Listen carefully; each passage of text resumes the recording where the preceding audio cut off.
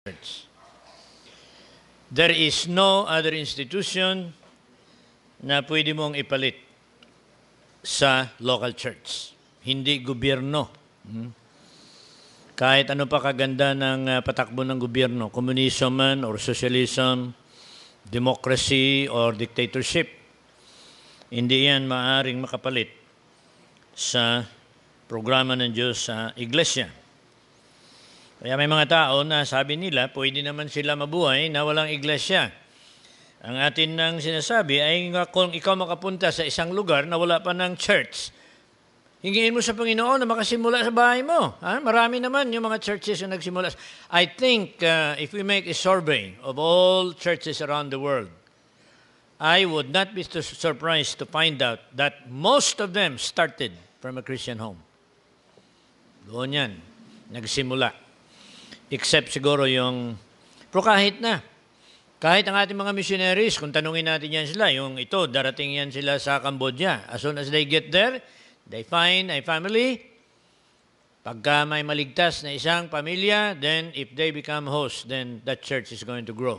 Yan naman talaga ang pattern sa gawain ng Panginoon.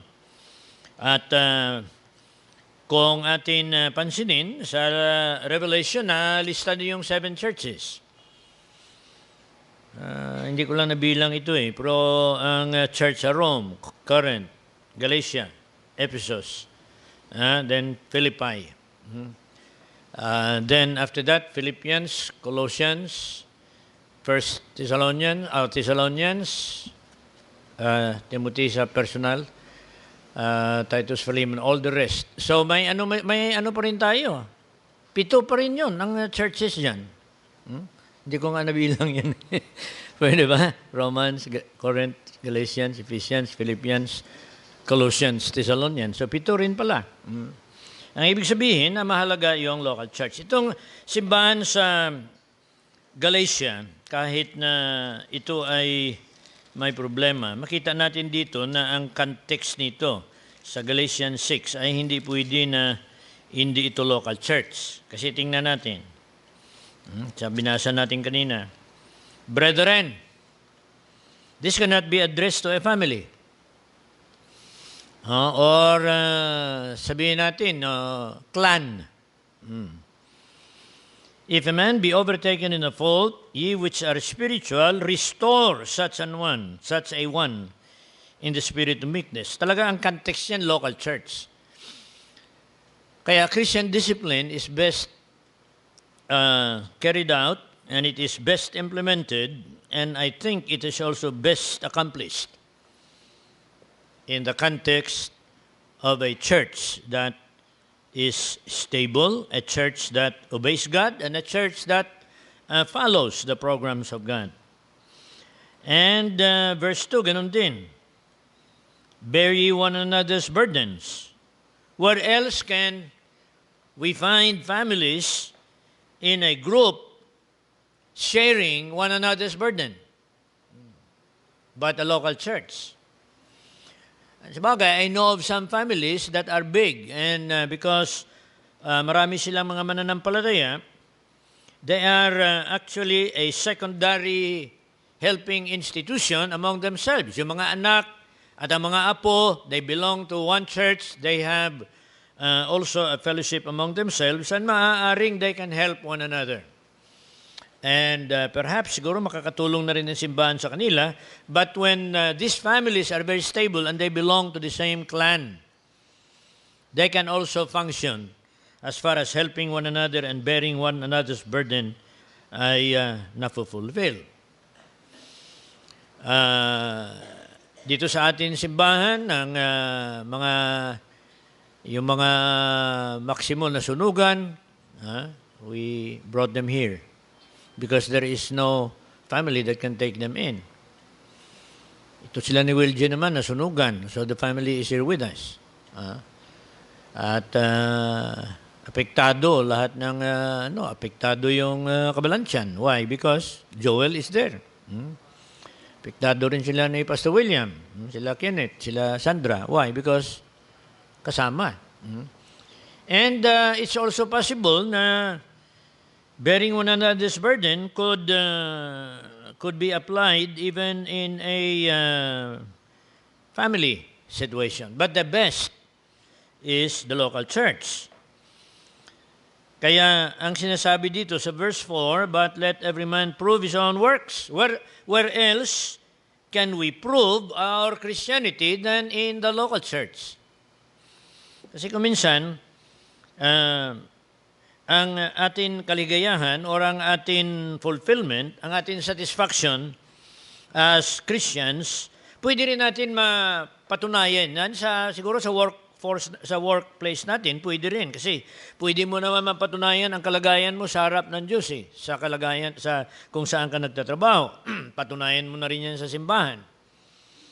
Pero ang sinasabi dito ay yung fulfillment mo na kahit tingnan mo lang ang sarili mo ay nadagdagan ang pakiramdam mo na you are actually being fulfilled on your own, so that even if you remove all other people, you can still rejoice in what God has done for you. At ito ay nadidevelop yan best when you grow up in the context of the church. So, ngayong gabi, sa ating mga representation ng ating pinag-aralan, nakarating na tayo sa dalawa pang representation ng simbahan. At this time, it is an inn. At buksan po natin ang ating mga banal na kasulatan sa story of the Good Samaritan. Tinawag yan the Good Samaritan. Good Samaritan, helping a almost dead Jew dahil na biktima ng robbers and thieves. A certain lawyer stood up and tempted him, saying, Master, what shall I do to inherit eternal life? That's verse 25. He said unto him, What is written in the law? How readest thou? And he answering said, Thou shalt love the Lord thy God with all thy heart, and with all thy soul, and with all thy strength, and with all thy might. And then love also your neighbor as yourself. And he said unto him, Thou hast answered right. This do, and thou shalt live. But he, willing to justify himself, said unto Jesus, Who is my neighbor? Jesus answering said, A certain man went down from Jerusalem to Jericho and fell among thieves, which stripped him of his raiment and wounded him and departed, leaving him half dead. And by chance there came down a certain priest that way, and when he saw him, he passed by on the other side. Hindi na nga siya naglapit. Nang nakita niya na tao na may problema, umiwas na lang siya. And likewise a Levite. Now what's the difference between a certain priest and a Levite? A certain priest is a Levite on duty that day. So, kung ikaw may duty na, lapit ka doon, pagod ka na, you have served the whole day with perhaps 4 other priests sa duty ninyo, or 8, uwi ka na, then simply pagod ka. You do not want to be stopping by and having up to take care of that dahil buong araw pagod ka. And very few people will sacrifice their time and effort or even the resources when they are tired. Alam naman natin yun. A Levite is just,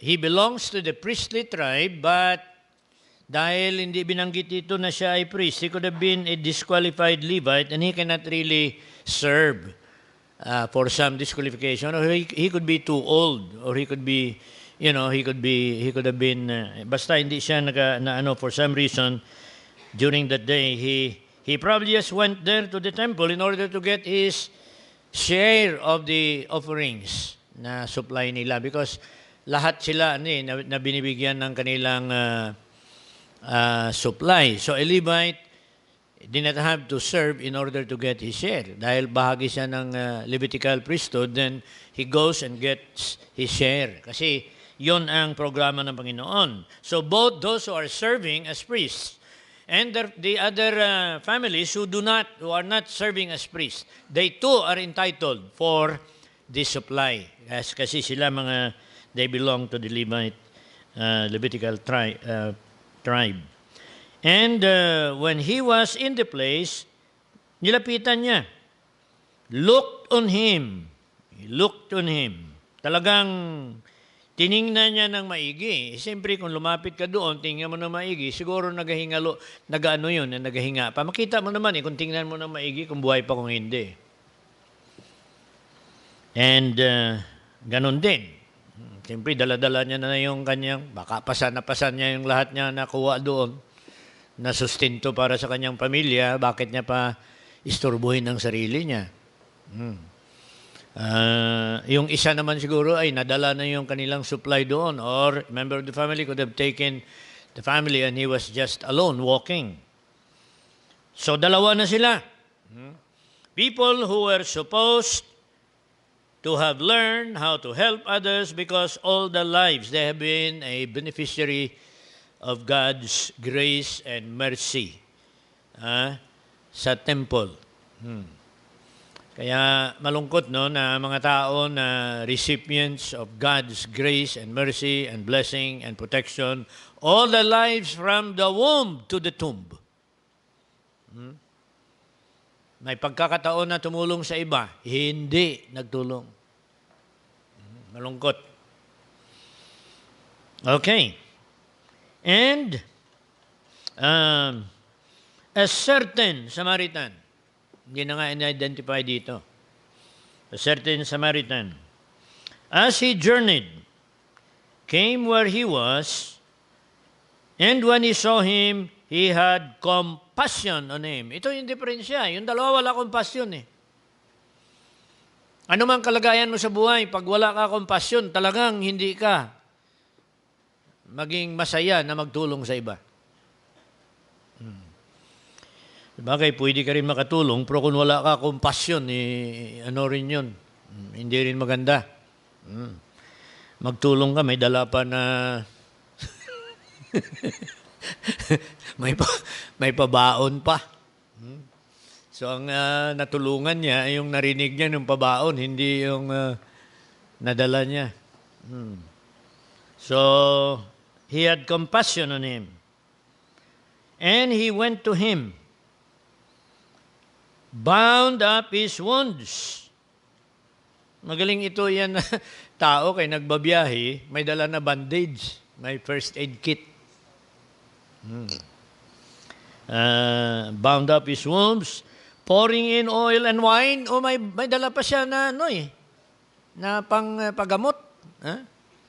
Because oil and wine are disinfectant. Ang wine is disinfectant. Oil is enhancement of healing. And so, pain. Relieve ang pain. And also, kung may blood at may infection, it will prevent infection. At saka may dala pa. Here is a man who was traveling that is completely prepared. At may sasakyan pa siya. I think it must have been a horse or a donkey, because a donkey was usually what people used in Palestine, because according to the study that we have in zoology, a donkey can actually carry double of the load of a horse on the back. Did you know that? Ang horse kasi, ang iyang front dito, ang iyang hind dito. So mga sando pa yun. Pag kinargahan mo ng isang tonelada dito, mabali yung likod. Ang donkey naman, dahil katulad ko na maiksi, yung paa, dalawa ay malapit daw pusti. So dito lang at dito, kargahan mo dito, ay talagang apat ka pusti nakaano sa ilalim. And so, yun ang bis niya nga dala. And he brought him to an inn Mabuti sana kung ang inn ay dadaanan lang.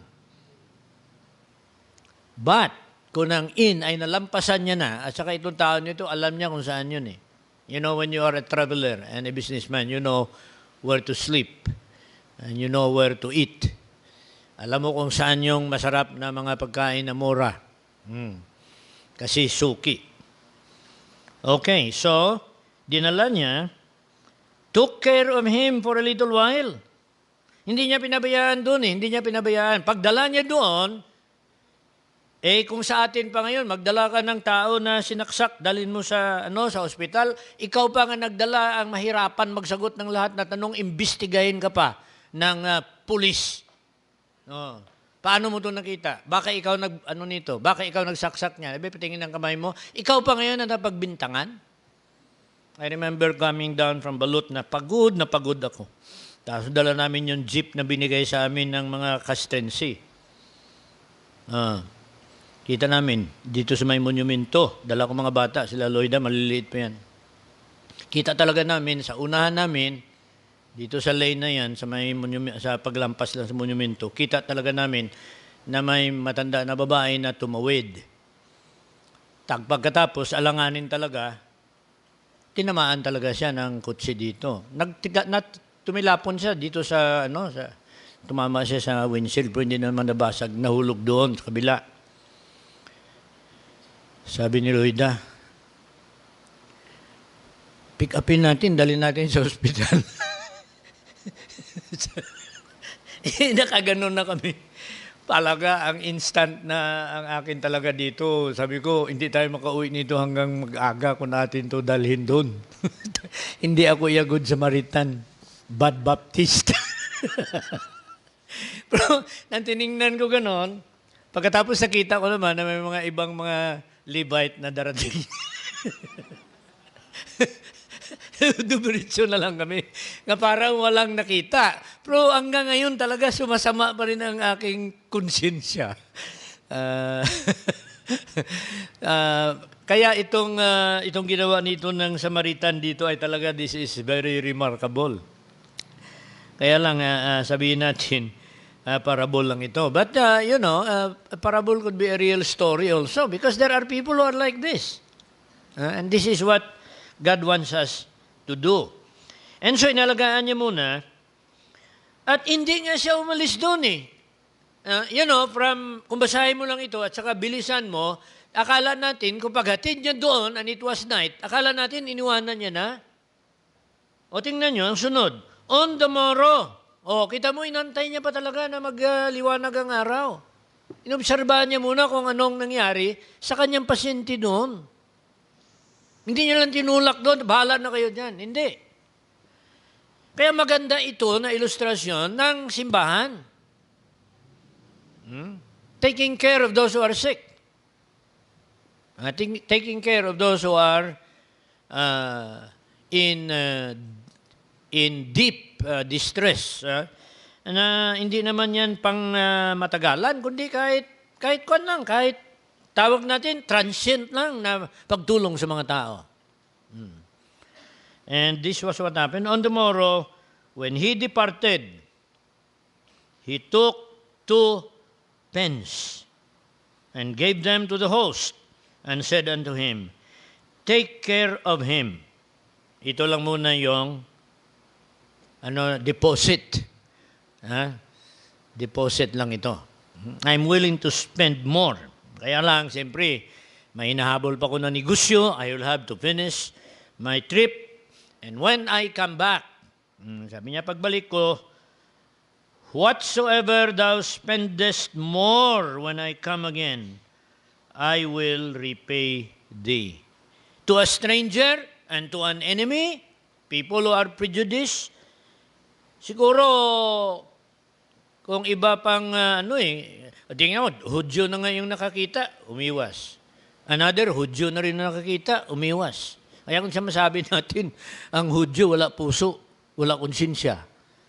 Di ba? Minsan ganon ang kanilang mga istorya ng yung kalupit, minsan ng mga Hudyo na sila rin dapat ay ang pahayag ng pag-ibig at pagmamahal ng Panginoon because of their legalism, because of their self-righteousness.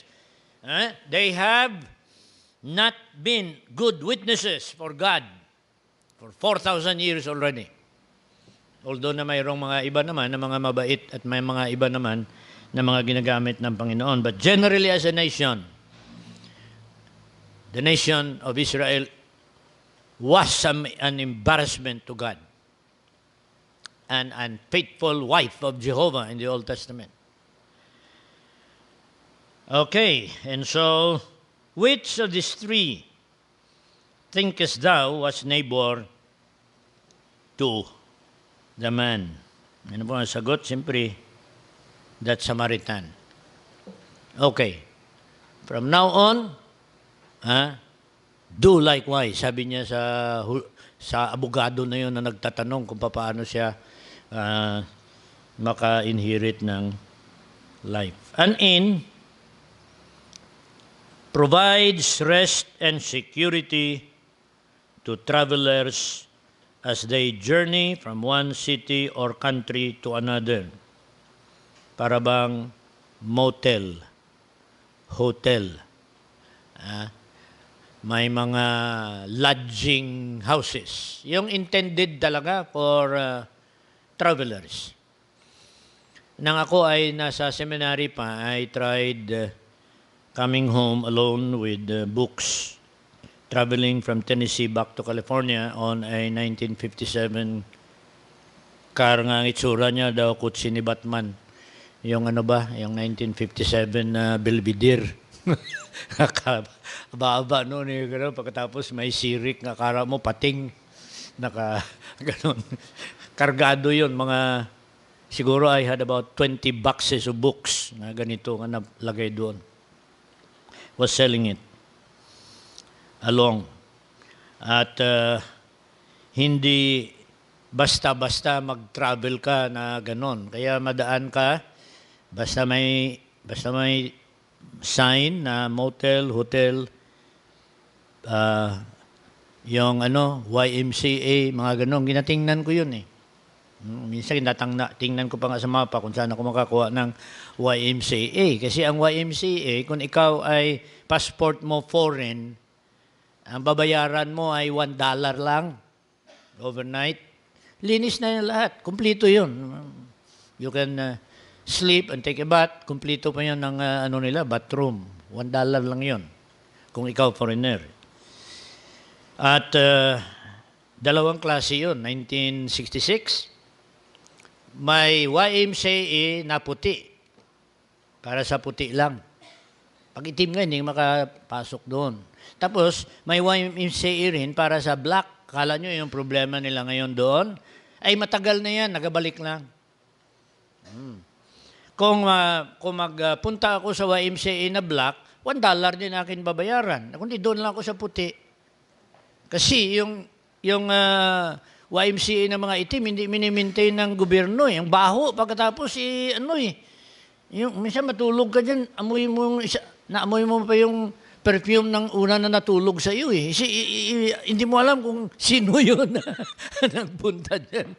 Kaya sabihin mo natin na may discrimination, talaga, malakas talaga yung discrimination hanggang namatay si Martin Luther. Yun, nagbago yung sitwasyon ng si Kennedy na John Kennedy, but napatay na rin siya. And so on, sa mga experience natin ng mga ganyan na nagta-travel tayo, it's good to have a place that is secured, a place that is clean, and a place where kung ikaw may sakit, nagiging ospital nga kung minsan nagiging emergency clinic. At in this particular case, this inn became an emergency. It was a clinic to take care of somebody who fell into accident. So the church provides for believers needs as they travel through the wilderness of earth to heaven. Lahat tayo, we are all transients dito. Ang ating kapulungan Kristiyano should be a place like an inn where you can come in, you can bring your friends, come in, sit for a while and feed on God's Word, enjoy the fellowship. Go home and thank God that you have experienced a good worship service. a very edifying Sunday school class. Or, in our case, maybe an interesting snack or merienda at 8:30 dito. No? All of that are part of our inn dito sa atin. Kaya, mayroon tayo ditong inn, a temporary place. As an inn has an innkeeper who helps and cares for guests. Ito naman, dahil nakita natin ang innkeeper doon, sa ngayon, yung mga hotel natin ay may desk yun eh. Then after that, you go in, nobody takes care of you anymore. Bahala ka na pagpasok mo. But evidently, during those times, an innkeeper is one not only who welcomes, but also he makes sure that the guests are taken care of. At ito yung hindi in-offer ng innkeeper sa kay Mary at sa kay Joseph because sa sitwasyon nila, siguro tinitingnan niya. They are going to have a hard time if I get them inside this inn.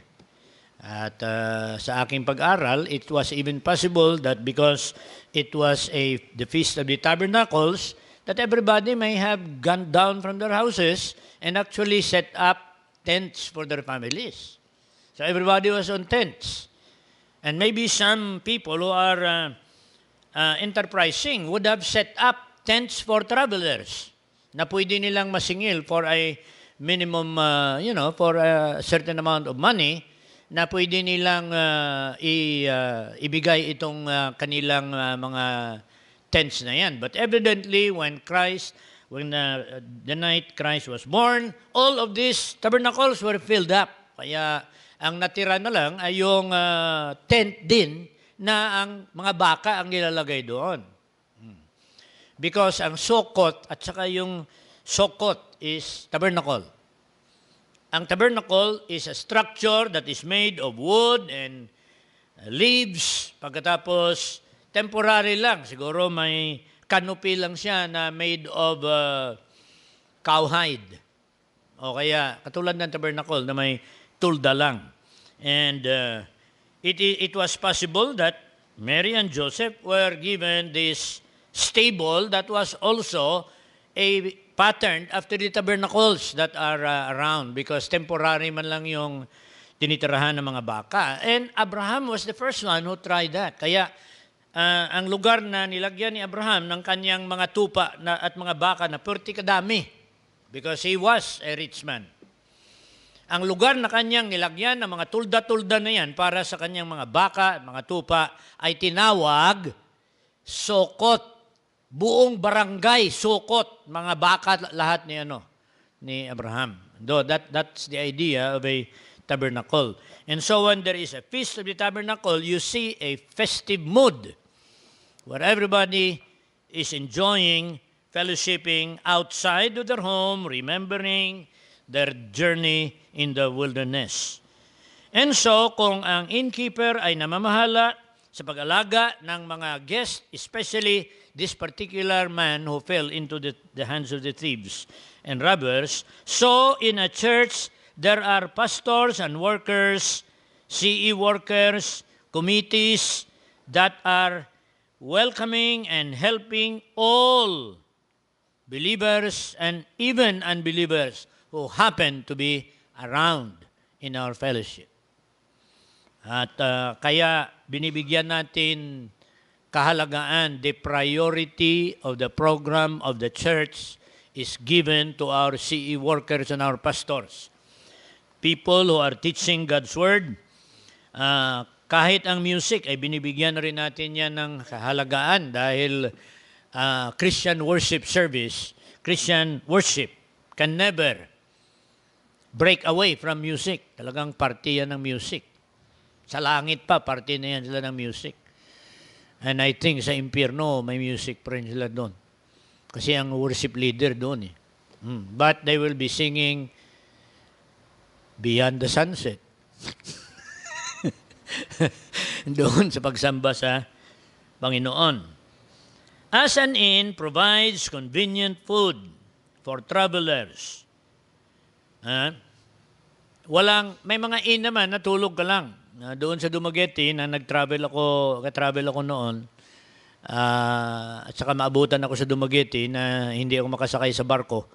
Marami yun eh. Kasi ang barko na nalagay dito sa dyaryo, alis Friday. So, abot ka doon Friday. Tapos nakalagay doon, boat, may problema. Monday ka pa makaalis kasi nabaradero. Kundi, hindi ka na makasakay ngayon. There are no other boats. Noon, mga 1960s. At that happens all the time doon sa Dumaguete. Kaya nang pastor ako sa Dumaguete, palagi lang kami nadadaanan ng mga pamilya. Kung minsan may mga mag-asawa na may anak na 5. Puro pa maliliit. Pastor, membro kami ng Binalbagan Baptist Church. Sabi ko, sino pastor nyo doon? Kasi ako, investigador eh. Sino pastor sa Binalbagan? Pastor Josue Jimena.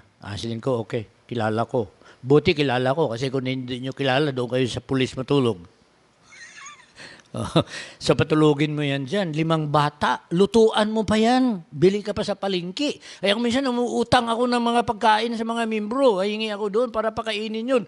Inag-abot Friday, Saturday, Sunday, Monday pa, maabot, pabaunan mo pa yun. Wala yun, wala banig, wala ulan. Yun ang buhay. Kaya nagsabi ako sa sarili ko, hindi na ako magpastor sa siyudad na malapit sa pier. Yan ang buhay natin. We always provide. Kaya sang ako nagpunta doon, mabuti, na sa tabi ng bus station, ay mayroong mahaba na tulugan. Ganito, isang dipa lang. Daw katulad ng ginawa ni, ni Bayani. Ano apelyido ni Bayani? Fernando? Diyan nga ganito lang. Tapos, papasok ka doon para ka nagpasok sa ataol. Siguraduhin mo lang lahat mong gamit, itulak mo doon sa paa mo pagkatapos magtulog ka dito sa harap. Nakadapa ganun para magbantay. Para security ka. Pero okay naman kasi 20 pesos lang ata 25. Pero makatulog ka na, 25. Doon, 100 pesos, pwede ka na makatulog. Hanggang kinabukasan, ang bus schedule na magtakbo pa Maynila. O kaya, barko. So mahalaga itong mga lugar, pero wala na sila nag-offer ng pagkain, you will have to find your food. Ang naman yan, nagluluto sila ng pagkain at minsan tinatanong ka na ano gusto mo. Halo-halo o gulay o isda. Convenient, the right food. So the church refreshes the souls of all pilgrims, entering in 2 pagkain na atin ino-offer sa mga tao na pumupunta sa ating inn. Palitan ngayon natin ang pangalan natin. First Baptist Inn. Baka marami ang papasok. But a church is actually serving as an inn, spiritual inn. 2. Una, yung gatas para sa mga baby. Kaya dito sa atin, may pagkain tayo para sa ating mga babies. Pagkatapos may pagkain din tayo sa may mga pangil na mga adult na, the meat. So you have that. Hebrews 5:12 to 14. Hindi pa nila kaya ang karne ng mga mabibigat, mga doktrina na mabigat. Kanina nga, may nagsabi naman sa akin, Pastor, pwede ba ma-series natin sa simbahan?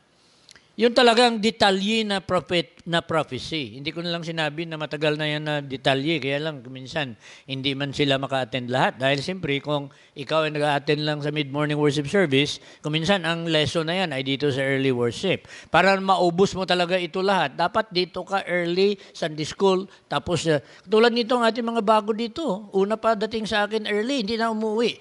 Hindi na kayo ata umuwi. Kayo? Hindi ko nakita kayo umuwi. Dito na nga kayo tira. Mga bago yan sila, pero yan, ang I have developed that. 1 Peter 2:2, the sincere milk, and also meat. Mga mabibigat na mga pinag-aaralan. As an inn is not a permanent dwelling place, but a traveler only stays for a night and is gone. Ang in kasi parang overnight lang. Kahit nga ito, pero itong indala dito siya ng Good Samaritan. The Samaritan expected because he was sick. He probably needed more than just a week para nga makarecover siya. At inalagaan siya. So, ganun din. Ang simbahan is not a permanent residence dito sa mundo. We are here for a short time. Kung atin tingnan ang ating involvement sa isang iglesia, parang overnight lang yan eh. I know there are some of you who have been members of this church for more than 50 years, 55 years na ata. Ang edad ni Loida, 70. Ang edad ni Mr. Sanglap, 80. So, 10 years ang kanilang diferensya. Loida, minusan nyo ng 9 or 10. Ganon siya kahaba dito sa First Baptist Church. 60 years, dalawa sila ni Mr. Sanglap. They spent 60 years as members of First Baptist Church of Manila. Kaya kung isipin mo, ang 60 years, ano man lang yan eh. Ang 70 years, wala lang yan eh. Sa Psalm 90 nga eh. We live our lives as a tale. Sandali lang, na parang overnight lang.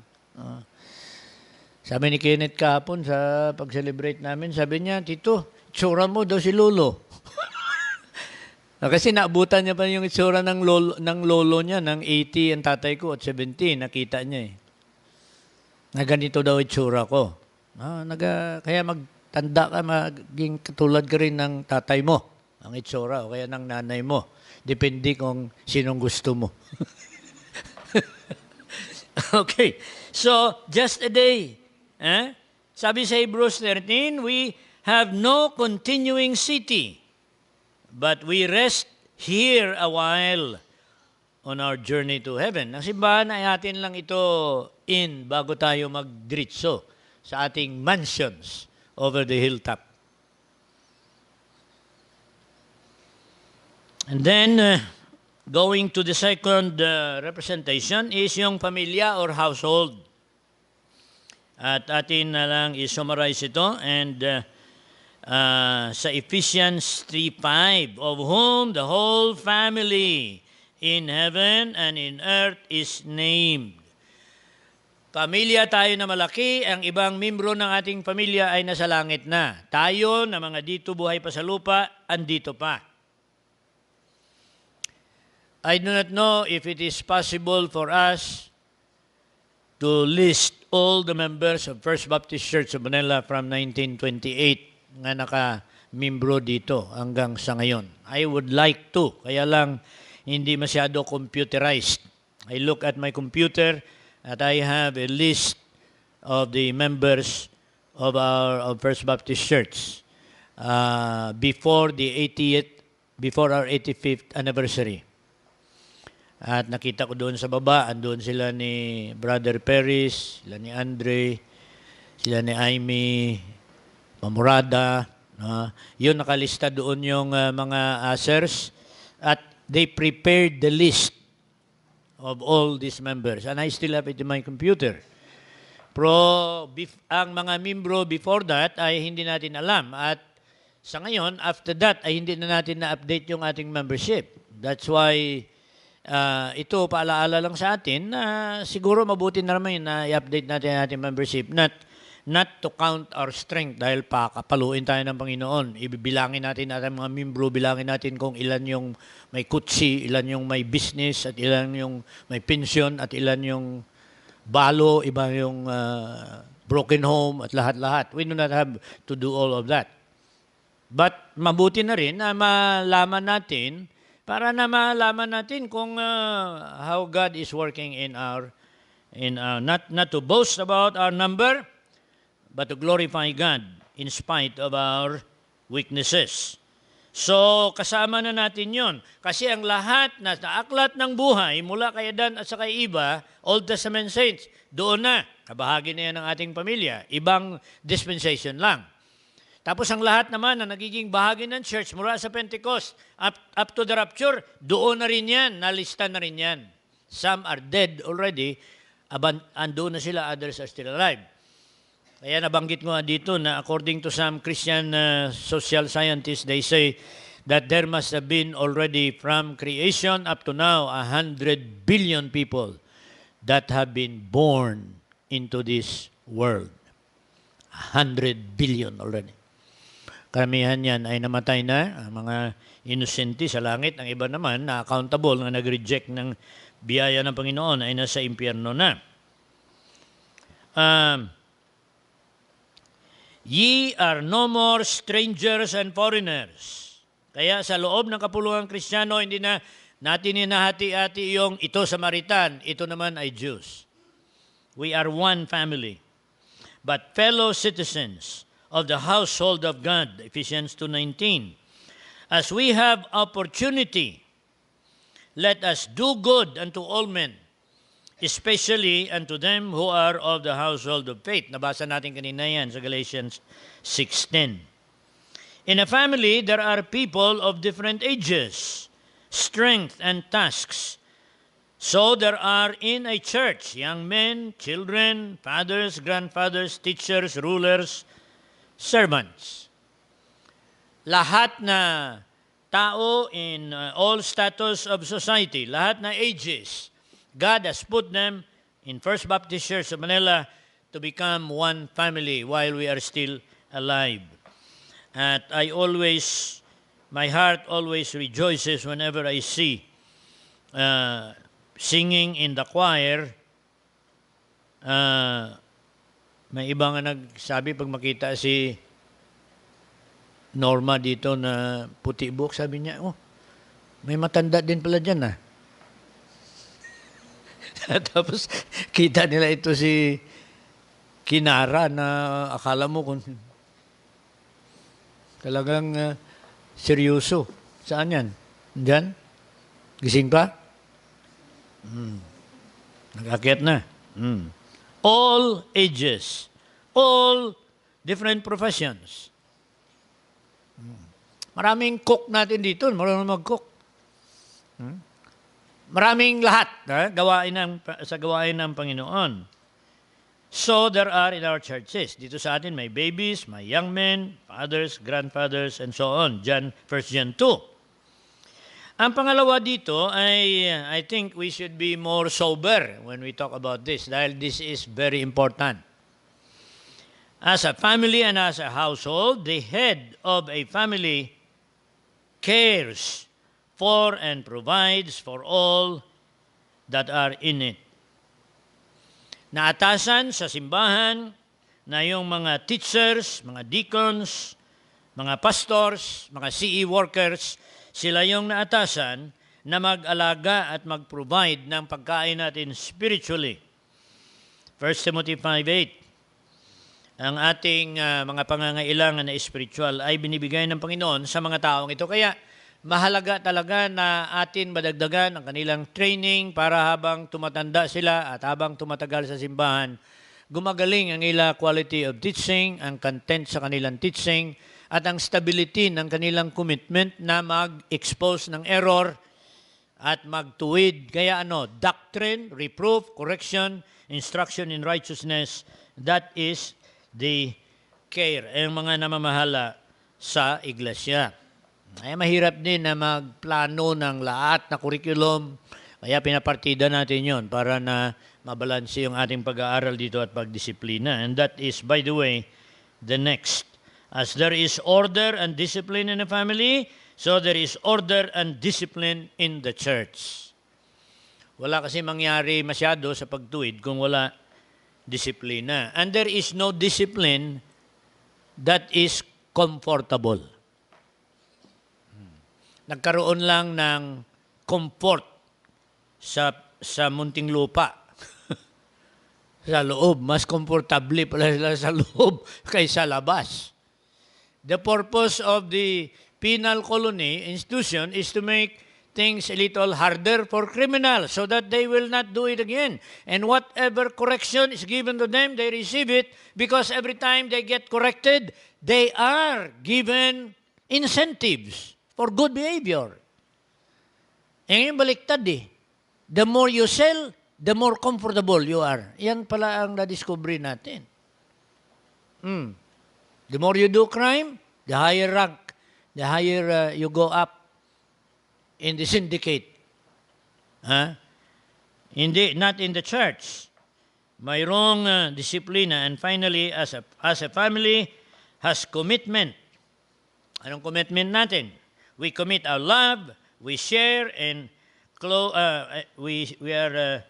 ang ating commitment sa paglingkod, pagmamahal natin, sharing and close relationship. So a church should show the same qualities. Kaya tinitingnan ko itong ating mga curriculum na ito. My heart is sad because malayo pa tayo sa ideal ng isang biblical church. Siguro sa ating paningin ay mas mabuti naman tayo, but do not think about that. Kasi kung minsan tayo naglilingkod sa Panginoon, sabihin natin, kunti lang kami dito eh. Kung mas mabuti naman kami dito kaysa sa yung doon sa dulo. Doon?